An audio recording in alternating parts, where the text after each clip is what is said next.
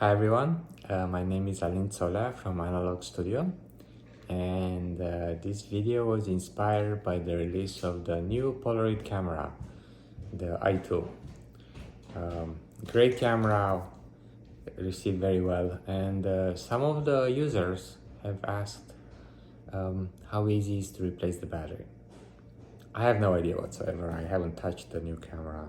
However, I have noticed that the battery in the new camera seems to have the same position, approximately the same size, with the batteries in all the box cameras released by Impossible Project and Polaroid, the new Polaroid, after the i1. How do I know that? Is because I have seen photos of a transparent model of the new i2, and the battery inside look kind of like this. This is a battery from a Polaroid One Step 2. So what I'm gonna show you right now is how to non-destructively open a Polaroid One Step 2, which is not even the latest model of the Polaroid box cameras, which is the Polaroid Now. I haven't opened one of those. I had one in my hands, and it's a unibody, and I'm sure there's a trick, and I didn't have enough patience. And I'm also, this is the camera I'm using, and I'm also using these One Step 2s and turn them into Polaroid backs for medium format cameras. So I have a few on hand. All right, so that's the camera, and the battery is actually somewhere here. And the idea is to remove this top shell, which is something that can be done on this, but not sure about the i2. I'm sure there's a way to open those. Anyway, so let's begin. The first thing we need to do is take off this back cover. I would use a Phillips 00 screwdriver. This is a very fine cross type screwdriver. It looks about 1.5 millimeter in diameter. It's small. And it needs to be good quality and sharp, otherwise you're gonna strip the heads of the screws and no bueno. Anyway, put this down. I'm gonna tilt this a bit and begin. Let's remove this screw first. Make sure your screwdriver goes in that little cross in the screw. One screw. I'm using a Bon Maman jar cap to hold the screws. You can use whatever Tupperware you like. Do use something though, don't leave them on the table. You're gonna lose the screws and you cannot replace them. And for information, all these screws are identical, the ones we'll be removing today. And they're about 5 millimeters long, about 1.5 millimeters diameter, and they have this coarse thread. They're made for plastic. And one of the most difficult parts of the operation comes in now, which is removing the cover. It's not very difficult, it's just really tight in place and it's held by these plastic tabs, and you don't want to break them. So you want to slide it out, and that's how it actually removes, but it's not always easy. You have to initially slide out one corner and just kind of grab it, wiggle it, it's going, and it's off. To the side. And now there's two other screws we need to remove at this stage. They're harder to see. One is here, one is here. This is easier to remove, this is harder, just because there's not a lot of room in here. Let's start with this one. Place the camera down, position this even lower. Make sure that the screwdriver is in the head of the screw properly. Press slightly. This can be a little tight. Out. And here, where I would really use a pair of tweezers to remove them, they don't always come off. And you don't want them flying around. 1,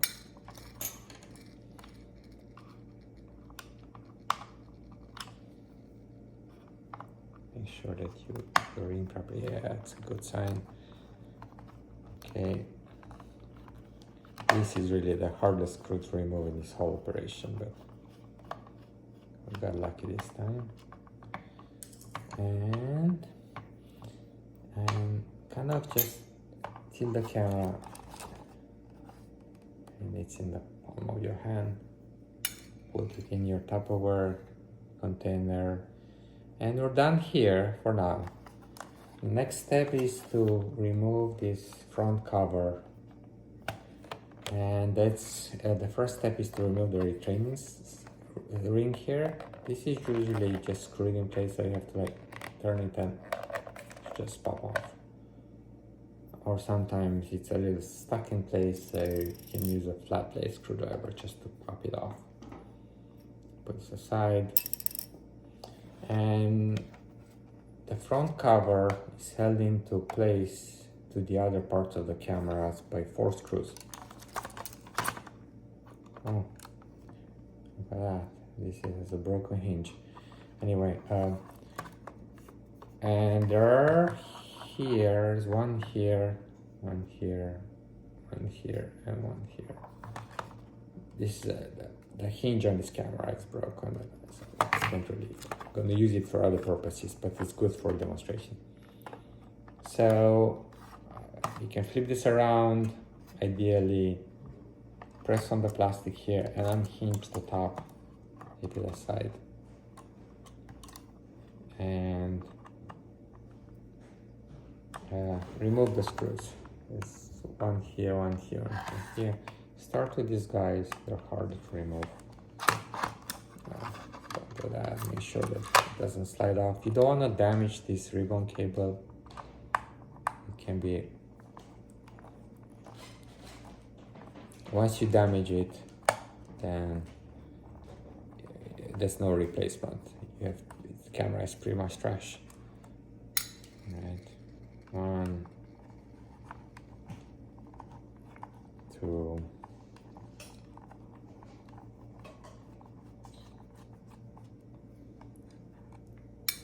3,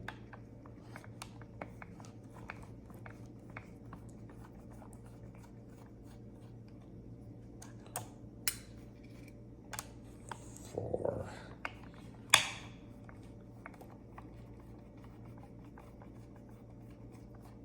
Alright, so ideally what you want to do right now is put the cover back on, so hinge it back on.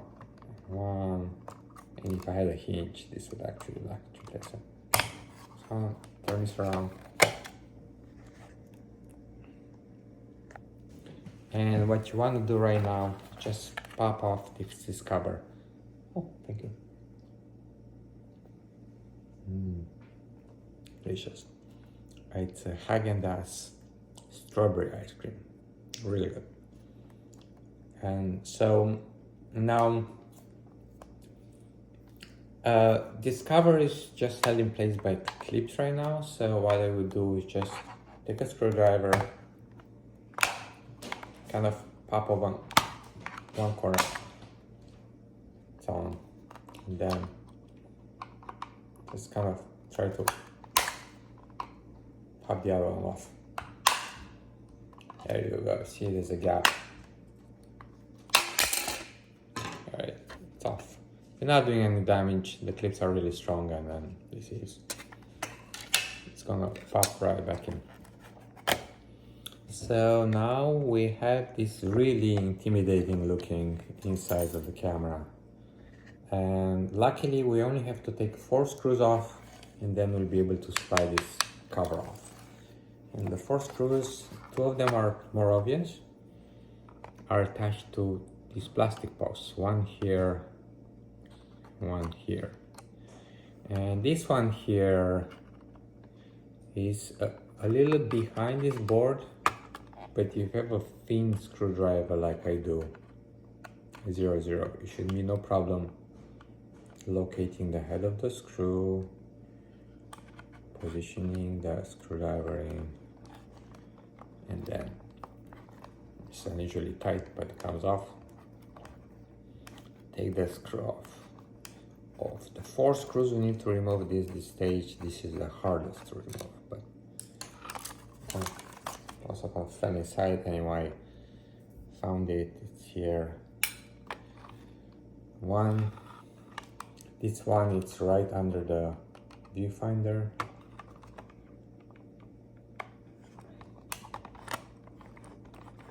Two.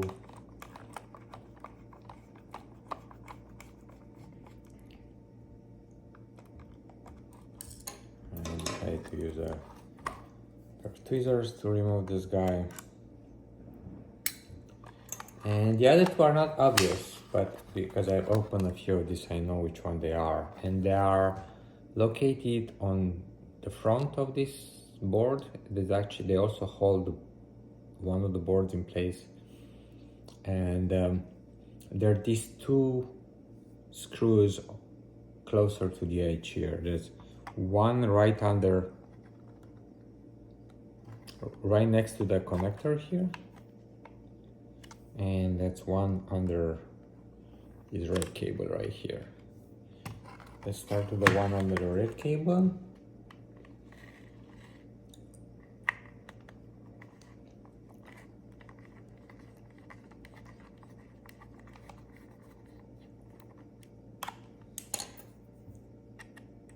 Your tweezers to the side, and then flip the camera around and remove the one next to the little connector right here. It's right next to it. Yeah, it's in.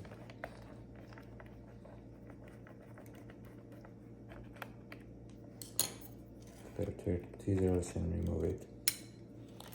And then the cover should kind of just slide off.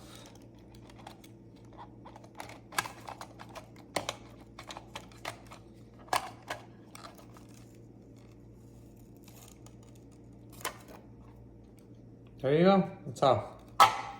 What was holding it in place a bit was actually this little sponge. The little sponge that's also kind of protects the battery. We are at the battery stage. So the battery is not held in place by anything but this cover and this friction, really. And this one doesn't look great, to be honest. Anyway, so the battery has a JST connector and it goes in perpendicular, like parallel to the board, so it's not, so you just have to like hold the wire like that and just pull up. Off came the whole thing. That's okay. Yeah, nothing is broken really, just kind of top is not attached to anything, just sits on the rail right there. Let's put this back in place, the ribbon cable. So let's put this back in place, sit it back in place like that. You want to make sure that there's 2 little notches that go into little holes here, 2 little tabs that go into 2 little holes here. And then reposition the ribbon connector in its place right here, like that. Alright, so what do? I don't have an actual replacement battery, so and it's not really bait and switch, I just don't have it. But looking at the battery, I'm an old man, to put my glasses on. It's a 3.7 volts, 1100 milliamps LiPo. It's a light lithium-ion polymer battery, and there are many replacement cells of this capacity available. The model number is U992248. I don't think we'll find a direct replacement of this, but I think we can find replacement cells and rebuild one. I don't know if this is a sandwich. I'll open all of these, or it's a single unit. It looks to me like it's a single unit, And even if the replacement sell fine, if they have the right dimensions, if they don't have the JST connector, this has 3 pins but only 2, the extreme ones I used, we can always reuse, cut this off and then cut the connectors on the other battery and then solder them back together and put it back on. So just to give you an idea, it has to go back in here. In here, yeah, this guy over here, this guy. And it just goes back in, and you cannot put it the other way because it's registered, has these little dimples on one side, so only goes in one way. So say we find one when it fell, and then we replace it and we put it back on, and you can put it, reattach it and hold it in place with a piece of tape or something. And let's reassemble it. All right, say we have a replacement, it's on. Make sure this little sensor goes back into place in the board right here. Okay, put this on a flat surface and reassemble it in inverse order. So let's slide it back, cover back on.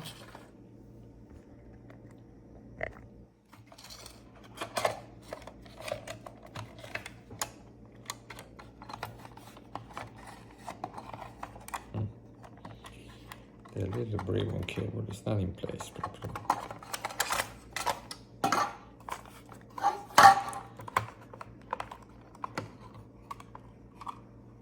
Now it is. Let's put this cover back on.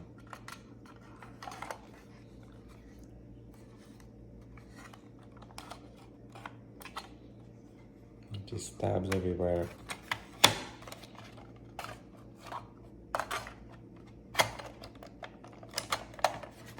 Alright, it's back on. Yep. Slide the front back on.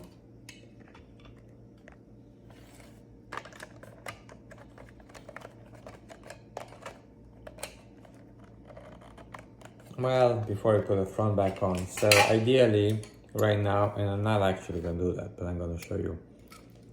Don't forget to reattach the screws. So we want to reattach these 2 screws, one here and one on the red cable, and then reattach these other screws, the one under the viewfinder and the one here. So 4 screws to be reattached, and then we can slide this back on. It simply should go back on.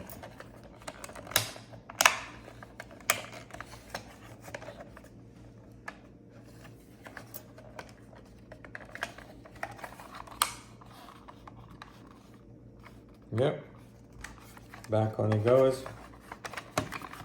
And then next step is to reattach these back screws, one here, one here. Use a pair of tweezers to reposition them in place, especially this one. It may take you a while to put it back on.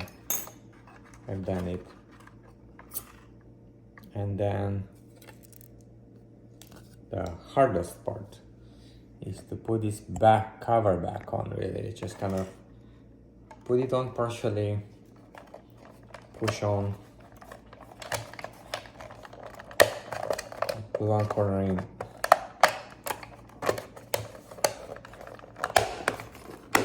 Alright, and make sure there's no gap here. And that's that. One corner first, the other corner. Alright, so this is also an easier way to disassemble the camera if you wanna turn it into a Polaroid back like I do, and because it's very non-destructive, and that's about that. And also, when the cover is off, if your camera hasn't been ejecting properly, and this can be used as a service for that, just take the cover back off. And the little pickup arm here may be bent out of place, this guy. So I use a pair of pliers. Just lift it up. Needle nose pliers and bend this up a bit. Not much, just a little bit. Try again. If it doesn't eject again, bend it more till it catches on to the film. And then put the cover back on and you're good to go. All right, I promise I will find the Polaroid Now camera. I am not gonna buy an i2 and open it up because it's $500. But I will try to find the bargain Polaroid Now camera. If you have a donor body that's broken, please send it to me and I can open it up and try to replace the battery or find the battery. And do look later in the comments for the video, because I will